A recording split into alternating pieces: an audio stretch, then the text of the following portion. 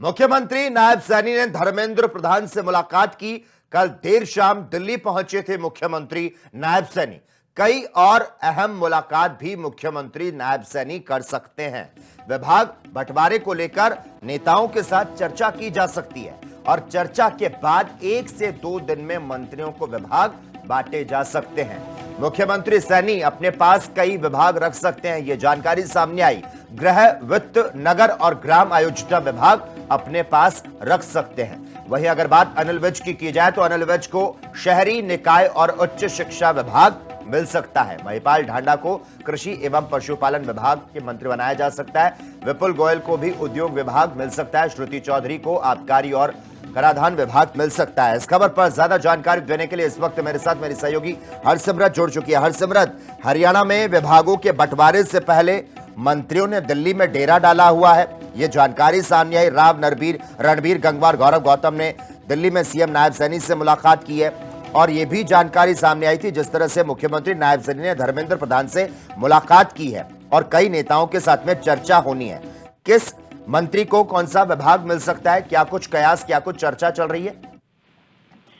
जी बिल्कुल, जैसा कि आपने बताया कि मुख्यमंत्री जो हैं वो दिल्ली दौरे पर हैं और वहां पर उनके धर्मेंद्र प्रधान से मुलाकात हुई है और कई विषयों पर चर्चा हुई है। इसमें सबसे जो महत्वपूर्ण विषय रहने वाला है वो है विभागों के बंटवारे का, यानी कि पोर्टफोलियोज का। फिलहाल अगर बात की जाए तो कई मंत्रालय, जैसे कि आपने भी जिक्र किया कि सीएम साहब रख सकते हैं, उनके पास गृह, वित्त, नगर और ग्राम आयोजन विभाग जो है वो हो सकते हैं। हालांकि इन पर जो मोहर है वो हाईकमान ही लगाएगा, पर एक सूची जो है वो फिलहाल सूत्रों के हवाले से निकलकर सामने आ रही है, जिसमें अनिल विज को शहरी निकाय और उच्च शिक्षा का विभाग, महिपाल ढांडा को कृषि एवं पशुपालन विभाग, विपुल गोयल को उद्योग, श्रुति चौधरी को आबकारी और कराधान और वहीं डॉक्टर अरविंद शर्मा को स्वास्थ्य और चिकित्सा का विभाग दिया जा सकता है। श्याम सिंह राणा को सहकारिता विभाग सौंपा जा सकता है और वहीं राज्य मंत्री बने गौरव गौतम को शिक्षा विभाग जो है वो दिया जा सकता है। इसके अलावा कृष्णा बेदी को सामाजिक न्याय और अधिकारिक मंत्री का और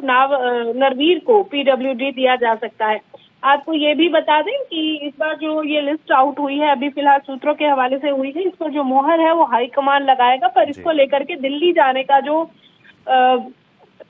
तो जारी है। अलग अलग विधायक वहां पहुंच रहे हैं, मंत्री पहुंच रहे हैं और मंत्री खास तौर पर अपने पोर्टफोलियो को लेकर के जो है वो मिलते हुए नजर आ रहे हैं। जी हरसिमरत, जिस तरह से आपने अनिल विज का यहाँ पर जिक्र किया था, मंत्रिमंडल के सबसे सीनियर मंत्री अनिल विज को इस बार गृह मंत्रालय ना मिलने के आसार हैं और इसकी वजह है कि सीएम के गृह, वित्त और नगर और ग्राम विकास विभाग अपने पास रखने की जो संभावना है वो जताई जा रही है।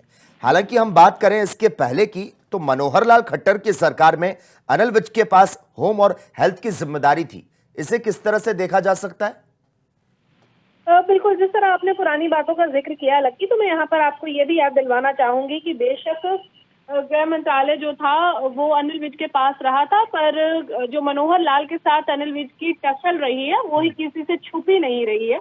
तो ऐसे में ये जरूर देखा जा सकता है कि इस बार जो मंत्रालय दिए जाएंगे वो इस तरह से दिए जाएंगे ताकि किसी की राह में कोई रोड़ा ना बने और कोई किसी के काम में जो है वो किसी तरह की टांग ना अटका सके। क्योंकि ये भी देखा गया था कि अनिल विज जो ऑर्डर पास करते थे वो कहीं ना कहीं सीएमओ जाकर के रुक जाते थे। तो ऐसे में ये चीजें देखने भी बहुत जरूरी हो जाती हैं कि सरकार जो है वो बिल्कुल स्मूथली चले और इस तरह से किसी का नुकसान ना हो, खास करके हरियाणा के लोगों का।